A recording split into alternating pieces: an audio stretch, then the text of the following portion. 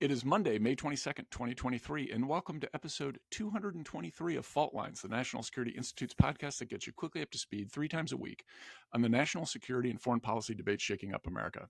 I'm Lester Munson, NSI Senior Fellow, and I'm joined today by Jessica Jones, who is yet to have her own superhero movie, and Morgan Vina, NSI Senior Fellow, sitting in for our own beloved Jamil Jaffer. Thanks, Morgan, for being with us. So today we're talking about the G7. The G7 is the group of countries made up of the United States, Canada, the UK, Germany, France, Italy, and Japan. Also, the EU has people who go to the meeting, but that somehow doesn't make it the G8. I've never quite figured that out. But it's the G7 with 8 political entities involved. A lot of stuff happened at the G7 last week. 2 big news items. One, concerning the Russian invasion of Ukraine. The Biden administration announced that it is now willing to support the transfer of F-16s, fighter aircraft, to Ukraine to help them in their much discussed coming offensive against the Russians. This is a change in policy. The administration had not been supporting F-16s. It's not clear that the U.S. will actually be providing the F-16s, but will support them legally and process-wise and bureaucratically. And also, the U.S. will help facilitate the training of Ukrainians to actually fly the F-16s, which, of course, is an important component of having the F-16s and being able to use them. So that's kind of a big news note. Notably, President Zelensky, president of Ukraine, was in Hiroshima, Japan for the G7 summit. He's been doing a lot of diplomacy lately.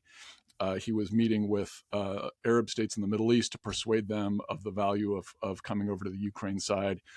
He met with leadership from India, and he met with the G7. He's kind of doing a real tour de force here of diplomacy to help the cause, and also in anticipation of this coming offensive. So this is kind of the first big issue coming out of the G7. I think the question here for us is, what do we think of this administration decision to embrace the F-16s? They had not been doing that for a long time. Now, all of a sudden, it's happening. Morgan, what are your thoughts? So I think there are 3 things here. First, this is a fundamental recognition of Ukraine's commitment to the war. They're going to fight until Ukraine, all of it, including Crimea, is free. Zelensky has demonstrated real leadership and has advocated for his country on a global stage that certainly I have never seen before. So Ukraine is really just demonstrating real results here when everyone thought that they would be overtaken by Russia within days. Second, international pressure. The Europeans wanted this, and finally, Biden caved. Think 3, congressional support. I think it's interesting to note that both Republicans on House Foreign Affairs and Senate Foreign Relations have called for this.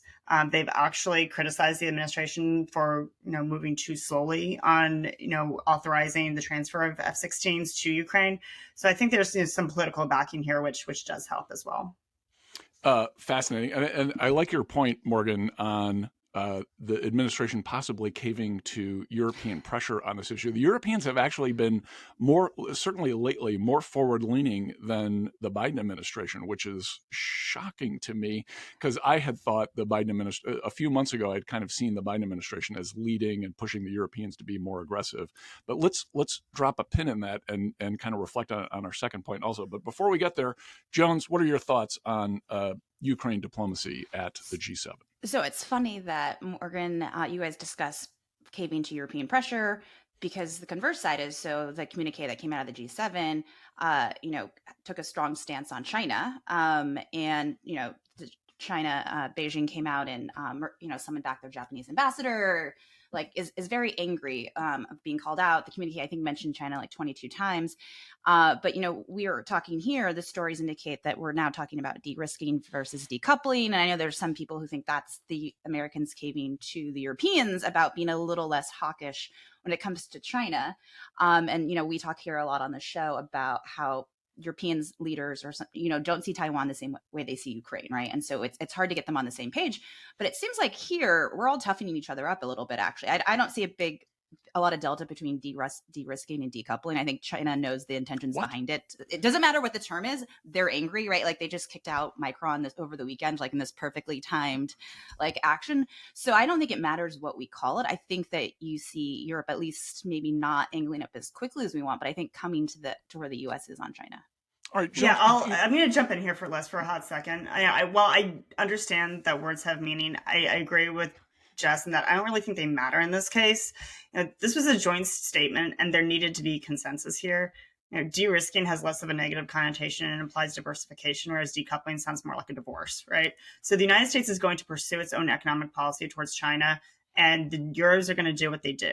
I don't really think we should just spend too much time, worrying about this. So you guys are not worried about yet another administration where the U.S. is leading from behind and letting the Europeans kind of pave the way for a mamby-pamby approach to these tough It's two questions. fundamentally separate things, Les. Completely separate things here.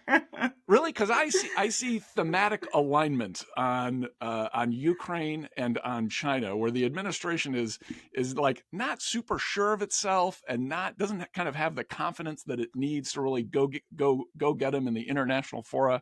And maybe it's just possible the administration has a chief spokesperson in the president who is not super capable of leading rhetorically and morally and physically and verbally and all of those things. And so they're like, so I get the sense that kind of the Biden brain trust is like, all right, let's push the Europeans forward. Let's kind of agree with them on some of these word choices, and let's try to make it look like we're all in agreement here. But we need them to help push us along. You guys are not concerned about that coming out of this G7 symmetry? I think these two things are apples and oranges. They're completely separate here. De-risking, decoupling. I don't really care what you call it, as long as we maintain like a fundamentally strong economic stance against China, right? I mean, yeah, I think their communique like called out nuclear arms, Taiwan, like economic coercion, human rights abuses. Like, I mean, it spells it all out. It lays out like a unified position on China, like whatever you want to call it. Les, you're really heated on it. What would you have liked to see come out of the G7? Well, so this is kind of my critique, I guess, of G7s. First of all, it's not 7, it's 8. Okay. They issue statements and policies, and they kind of get everyone to agree on stuff. And I guess there's some kind of value in it. But what does it actually mean in terms of the things that you do, right? And we've seen the administration now lagging the Europeans on support for Ukraine of all things, right? This is a little bit shocking to me. We expect the Europeans who live with the Russians, just a few miles away, to be a little more willing to compromise on stuff. That's not true anymore. It's the Europeans stiffening the spine of the Americans and like pressuring the Biden administration to come along and say, all right, we're willing to support more sophisticated weapons systems for Ukraine. That does concern me. Like the U.S. ought to be leading this is kind of the Biden version of leading from behind. That's what I see. And it does give me a little bit of pause. I'd like to see our president out there being the one pushing the envelope, particularly with Europeans. All right. Any final comments, my friends? I would just like to point out that Zelensky stood up Lula at the G7, which there will be consequences. There will be consequences. Les thinks it's because Lula wasn't wearing a suit, but like, who knows? Who really knows? No, because Zelensky wasn't. Oh, Zelensky. Yeah.